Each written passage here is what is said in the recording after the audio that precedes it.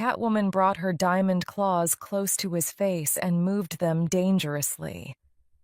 I'm going to ask you one more time. Why did you kill that nice girl? They told me to do it, cried Armando. They told me to open the pipes. She heard too much. What did she hear?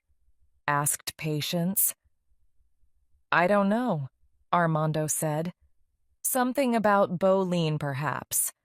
There's something wrong with Bolene. Of course.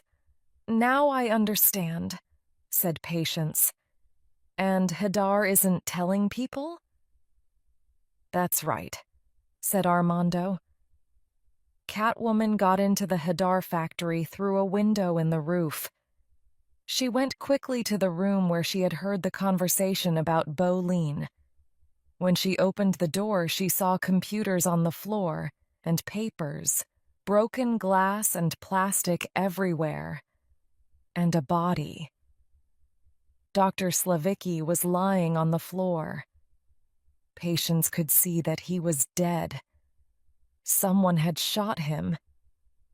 She heard the sound of police cars and looked behind her.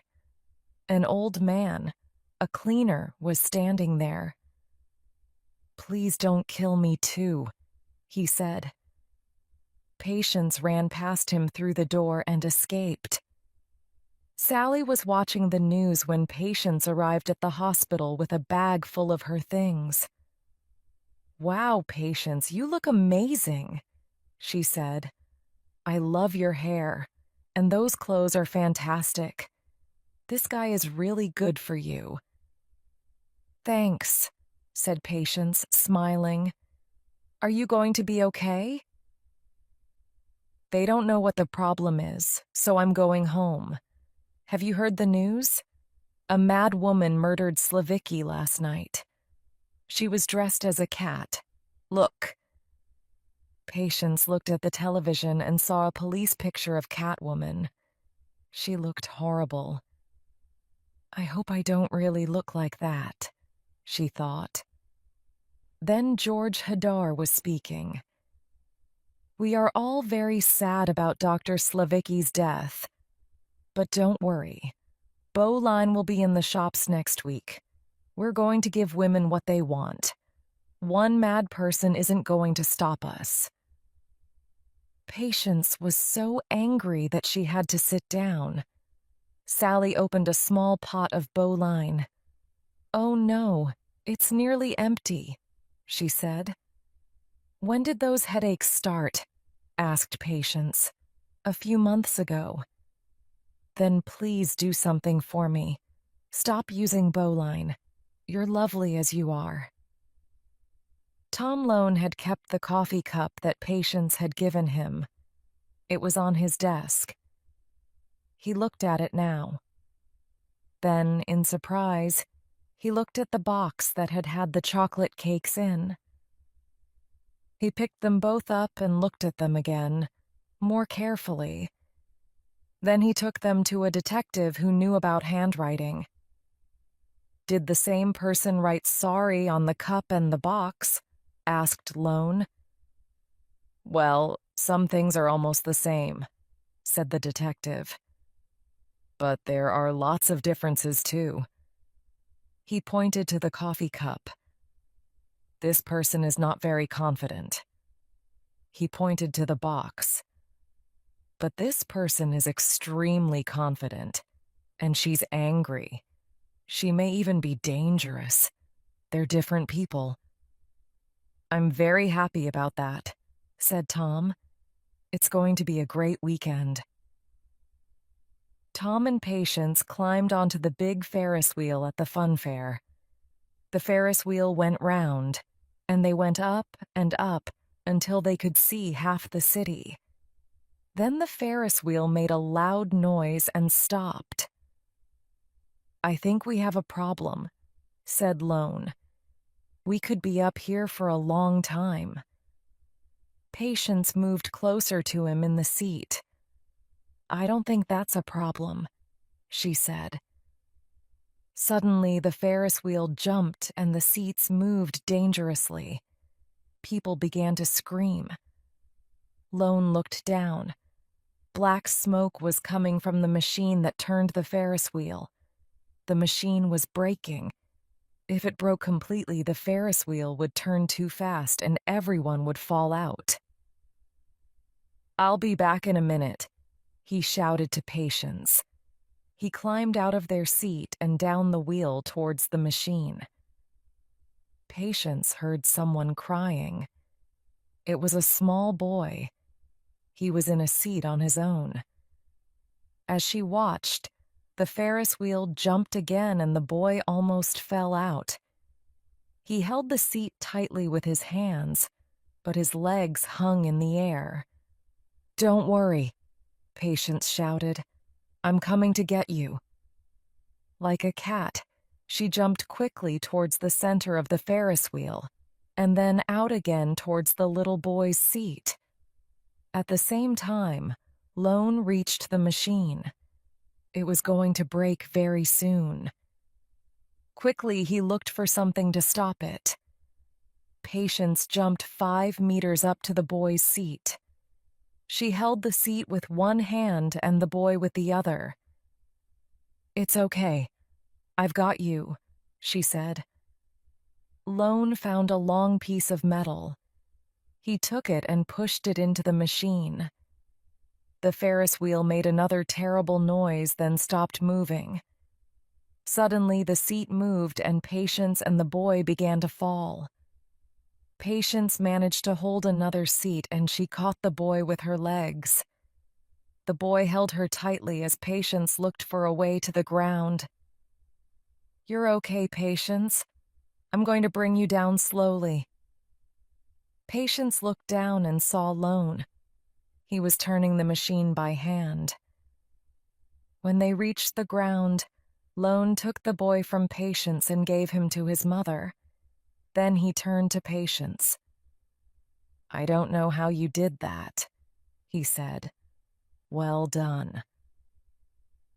"You did a good job too," Patience replied, and she took him in her arms. Chapter 7.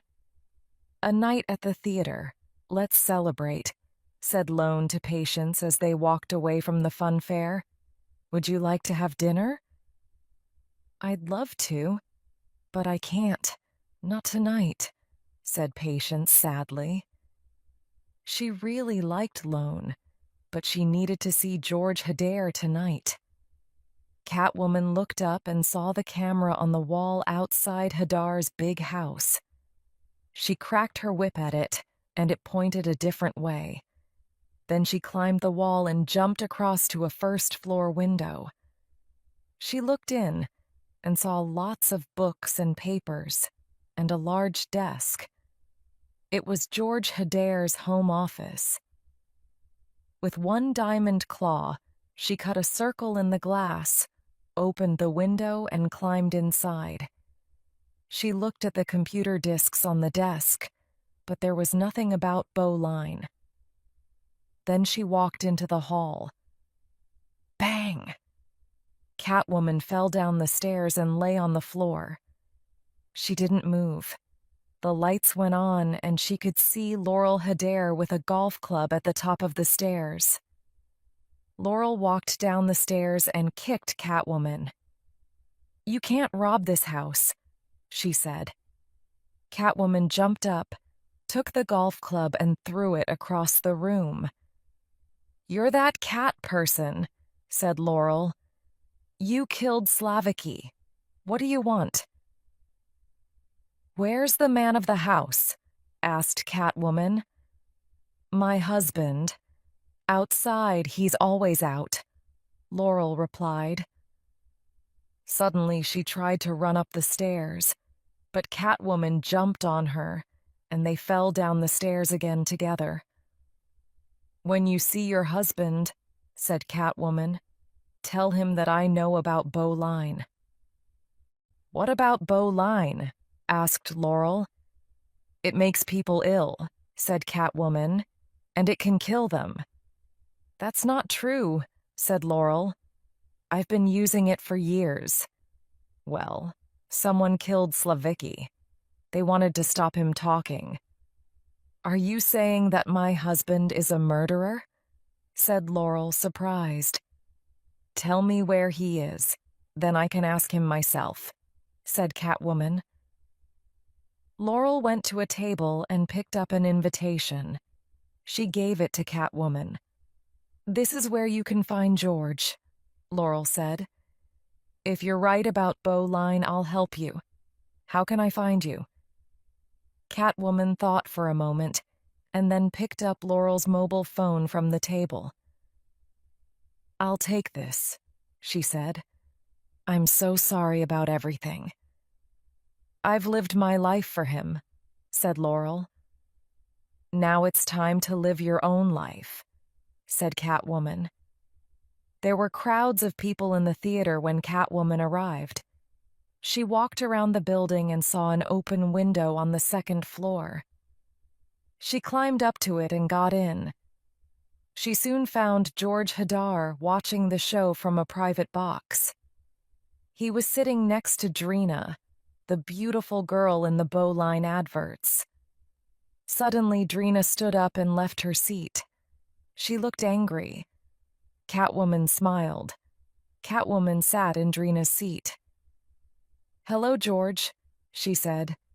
"Do you like my claws?" She quickly cut him across the face. The music was very loud, so nobody could hear his scream. Catwoman pushed Hadar against a wall. Her diamond claws cut his skin. "I know all about Bowline," she said. "I know that it can kill people. Patience knew about Bowline too. So you killed her." "What?" shouted Hadar. "I didn't kill her. I told her to leave the company." Suddenly the door opened and several policemen with guns ran in. Catwoman jumped out of the box towards the dancers in the show.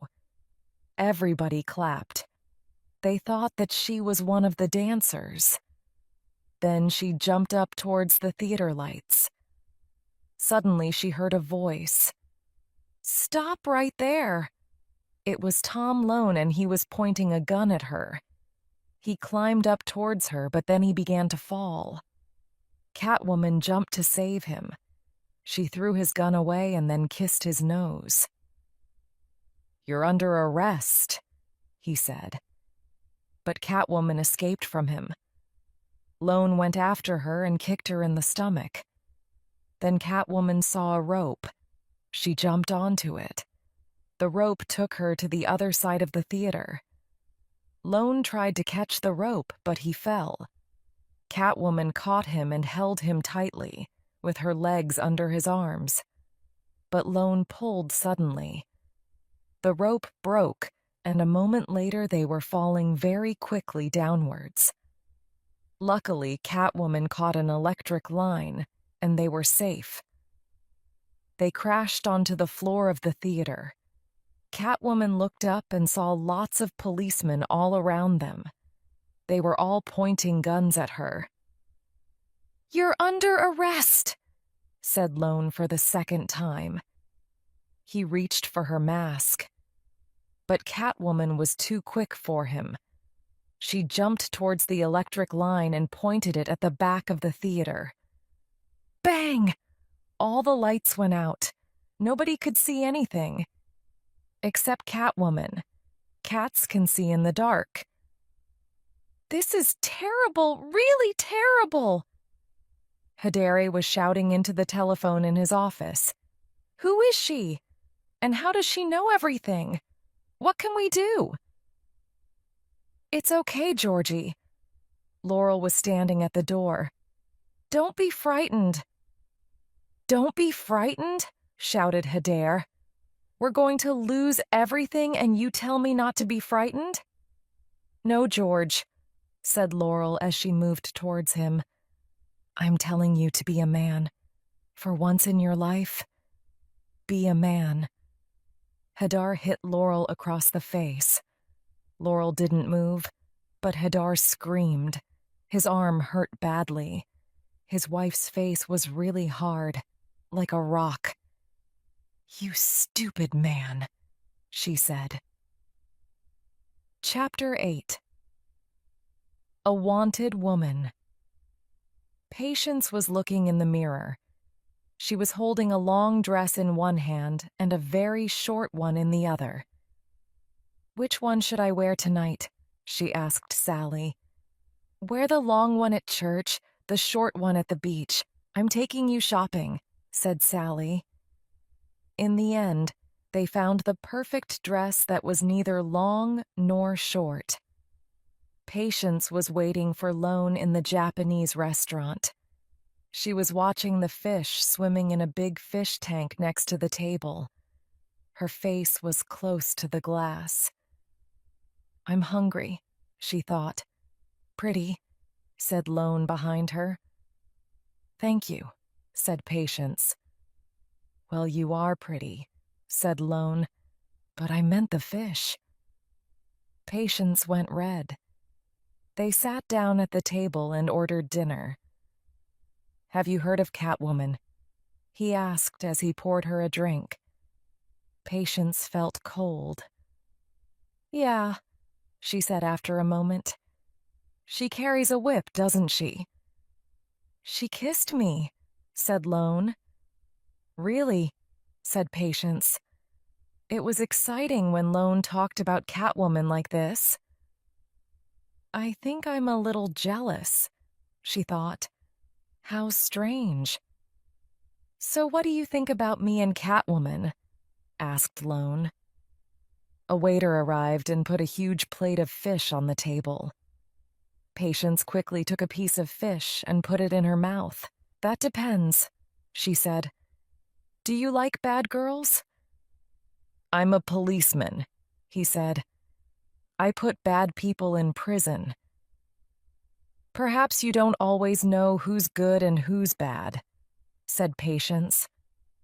"You're different," he told her. "You're special, and I want to know more about you." "Do you really?" she asked. "Yes, I do," he said. Lone looked at Patience. She was asleep on the sofa, and she looked beautiful. He went to the bathroom for a glass of water. As he was walking back across the room, he stepped on something hard. It cut his foot. "Ow," he said quietly. He didn't want to wake Patience up. What was it? He picked it up to see. It looked like a diamond claw. Lone looked at it for a moment. Then he began to realize the truth. "Oh no," he thought. The cup and the box with sorry on them, the way that Patience had saved the boy on the Ferris wheel. He was beginning to understand everything. He sat down with his glass of water and tried to think. How could he get proof that Patience and Catwoman were the same person? He looked at the glass. Patience had drunk from the glass last night and left a red lip print on it. And Catwoman had left a red kiss on his nose at the theater. There was a photo of it at the police station. Patience woke up. Her mobile was ringing. "Hello?" "It's me," said Laurel. "I can't believe it, but you were right. I've got proof. We have to stop George. Bolene will be in the shops by Monday. Can you come to the house immediately?" "Okay," said Patience. "I'll be there as soon as I can." Patience looked around the flat. Tom, she called. Where was he? She saw a note on the chair. "Sorry, I've got to go. Tea." That's not very nice, she thought. Oh well, I've got more important things to think about. Catwoman arrived at Hetter's house and climbed in through a window on the first floor. "I'm so pleased you came," said Laurel. "What did you find?" asked Catwoman. "Enough proof to put someone in prison for a very long time. Come and see." She turned and walked into her husband's office. Catwoman followed her. "I know it's difficult for you," she said. But you're doing the right thing. Yes, said Laurel. Then, almost to herself, she continued, I did everything that they wanted. Head Air Beauty was nothing before I did their adverts. But then, when I was 40, they didn't want me anymore. I was too old. They went into Hadar's office. It's all there, said Laurel, behind the desk. Catwoman looked behind the desk and saw George Hadar's body on the floor. It was full of bullets, and there were claw cuts everywhere. What do you think? The claw cuts were quite difficult, but I think they work, laughed Laurel. You killed him, said Catwoman. Yes, I did. Nobody's going to stop Bowline. Not Slavicki, not George, and not you. Laurel gave Catwoman something in a scarf. Take this. And can I get you anything? Some nice fish? A glass of milk? She laughed again. Catwoman looked inside the scarf. It was a gun. Suddenly, Laurel pressed something on the desk, and an alarm rang out loudly. Oh, no! She screamed. George! Armando ran into the room. It's the Catwoman! She's got a gun! Shouted Laurel. Catwoman pointed the gun at Laurel. Sorry, Kitty. There aren't any bullets in it, Laurel said. You used all the bullets when you killed my husband. Catwoman meowed and ran out of the room. The front door opened downstairs, and crowds of policemen entered the house. Catwoman ran into Laurel's bedroom. When she saw the cupboards full of clothes, she had an idea. She took a bag and threw some sports clothes into it. She looked out of the window and saw policemen and police cars everywhere. 2 men were carrying George Hadar's body to one of the vehicles. When the body was inside, the men got into the front seat. As soon as they started to move, Catwoman jumped. She landed on the roof of the vehicle and lay down flat. When they went under a bridge, Catwoman jumped up and held on tightly. Then she climbed down to the road. She took the sports clothes out of the bag and quickly put them on. Why was I so stupid? Patience thought. Why did I believe Laurel? She walked past some shops. Suddenly, she saw a large screen with the words, Catwoman kills again. It was the news. Oh no, thought Patience. Catwoman has got to disappear fast. Chapter 9. Why don't you believe me? Patience opened the door of her flat. Lone was standing inside, pointing a gun at her. I'm sorry, Patience, he said. I've come to arrest you. Patience was at the police station. I don't like this room, she thought. There were no windows, just a table and 2 chairs. How long had she been here now? It seemed like hours. Lone sat opposite her. I've told you again and again, she said. Slavicki had proof that Bowline was dangerous.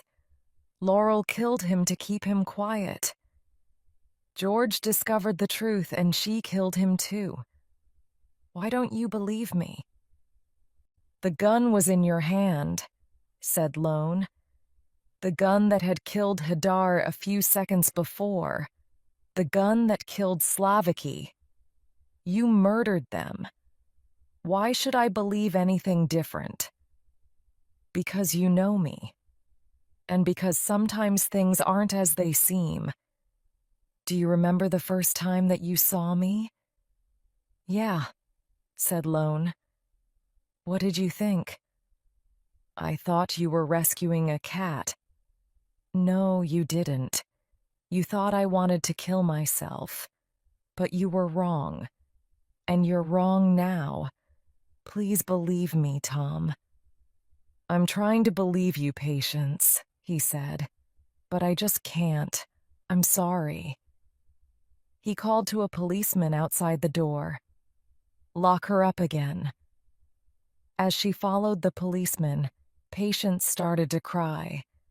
But then she stopped feeling sad and began to feel very angry. "Be a good kitty," laughed the policeman as he locked her door. Catwoman hissed at him. At the Heder office building, Laurel Heder was talking to a crowd of newspaper reporters.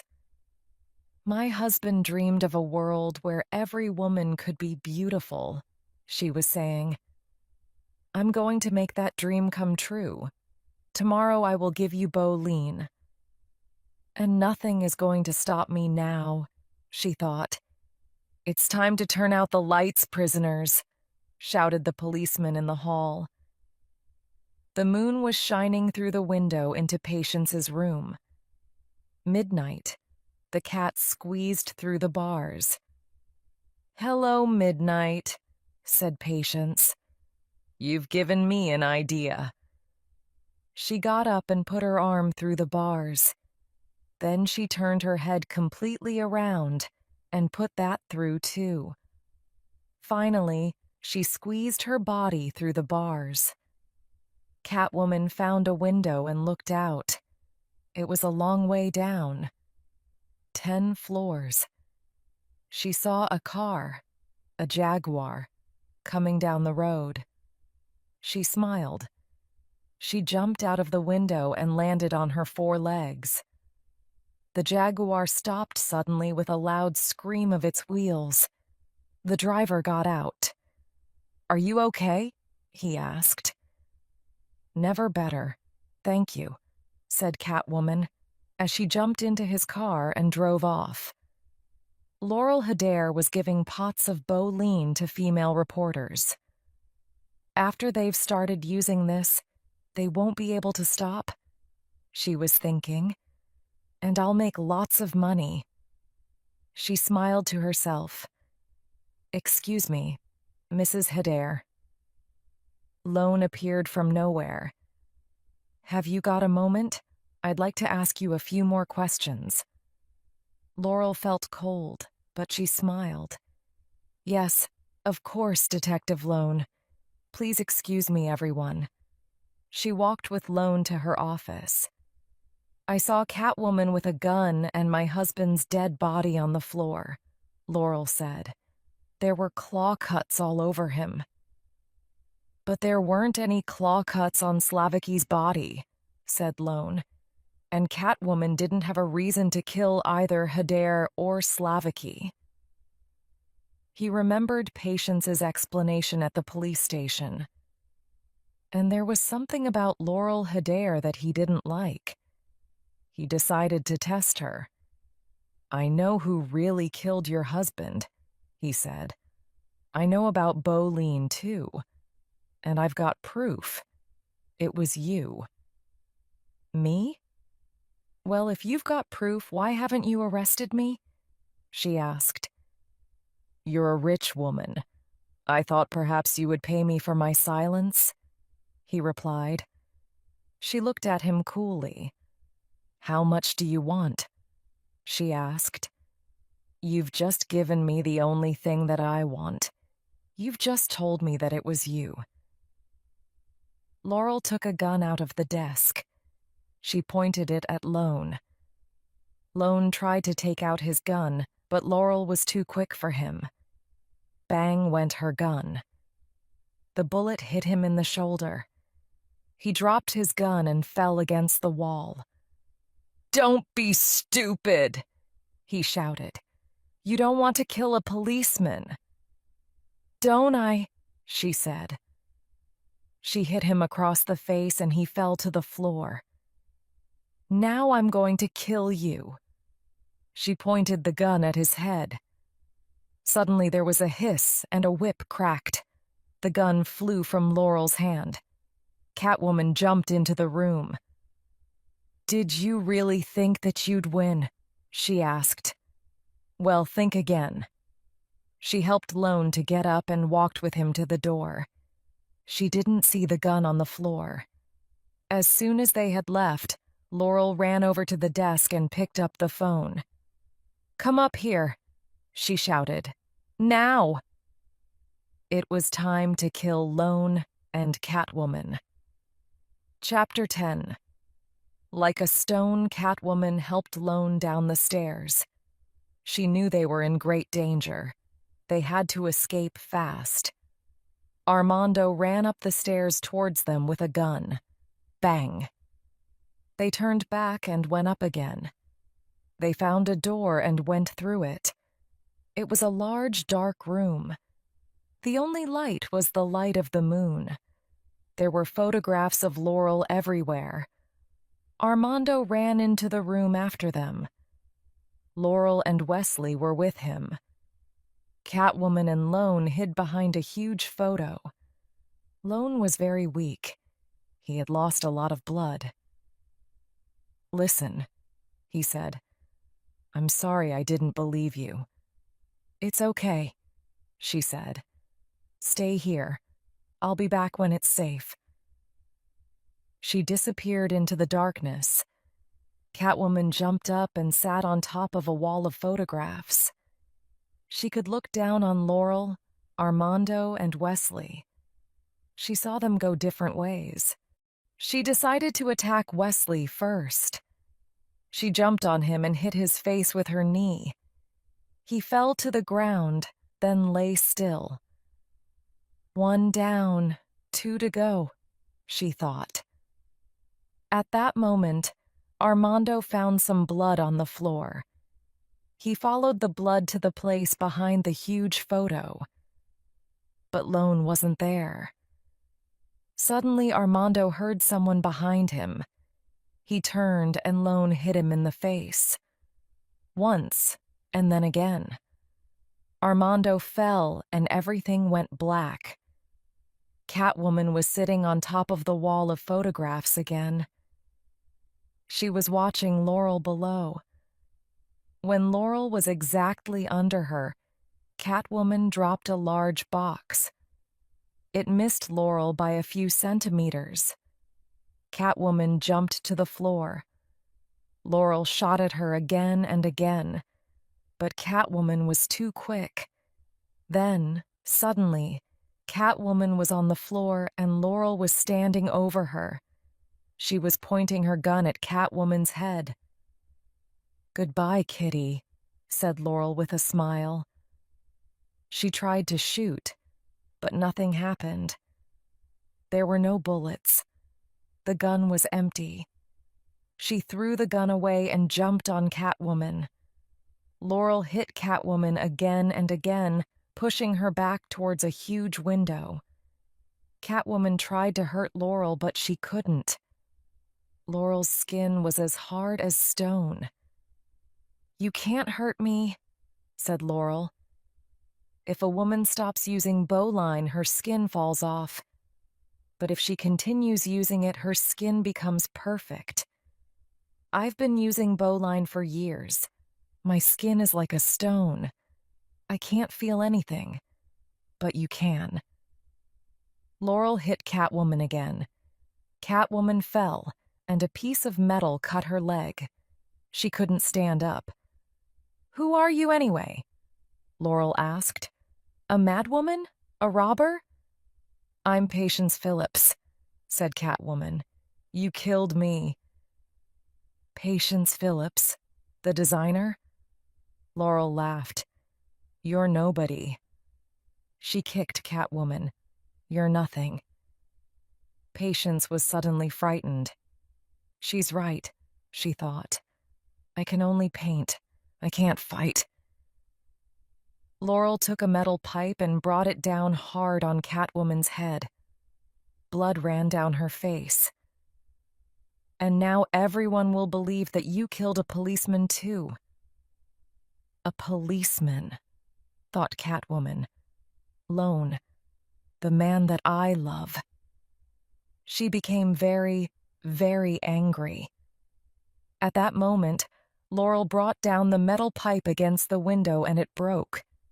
Catwoman began to fall. It was 30 floors to the street below. I can't let this happen, she thought. No way. I can't let Laurel win. She suddenly became strong again and jumped into the air.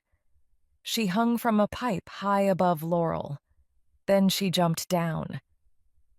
Beauty isn't only about skin, she said. Then she gave a very loud meow and jumped on Laurel. Laurel escaped, but Catwoman cracked her whip and caught her again. She hit Laurel across the face and cut her skin with her claws. Laurel's skin began to break like a glass mirror. "No!" she screamed as she fell towards the window. "Please help me. Don't let me fall." Catwoman caught her with her whip and started to pull her back into the room. Just then, Laurel saw herself in the glass of the window. "No!" she cried. "My skin!" She touched her face. "I'm not beautiful now." There were some pieces of glass under the whip. They were cutting through it. Suddenly it broke. Laurel, Catwoman screamed.